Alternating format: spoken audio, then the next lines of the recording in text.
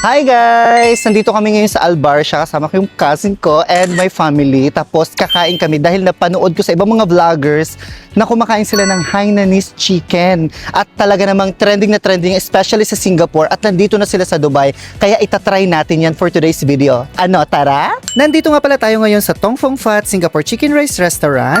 They have enough tables and chairs to accommodate kung kasama mo ang family and friends mo at perfect din ito for chill vibes habang ini-enjoy ang foods. At eto na pala yung mga in-order natin. Merong calamari, merong sweet and sour prawn, kung pao chicken, stir-fry bean sprouts, prawn pad thai, wonton noodles, at syempre ang highlight, ang roasted Hainanese chicken. And in fairness, may mga options din sila ng drinks. Pero syempre, nagustuhan namin yung Hainanese chicken nila. Juicy, flavorful, and tender yung chicken. Lahat kami nagustuhan talaga to. At alam nyo ba, yung ibang dishes nila, masarap din and satisfying yung serving. Sulit yung price for the quantity and quality ng food kaya hindi ka manghihinayang. Nag-take away pa nga kami. This restaurant originally came from Singapore kaya authentic talaga yung taste, especially sa kanilang famous Hainanese chicken rice. And syempre, definitely babalik kami dito and I highly recommend na itry nyo rin yung mga food nila dito. So paano yan? Hanggang dito na lang muna. Follow, share, and see you on my next food adventure.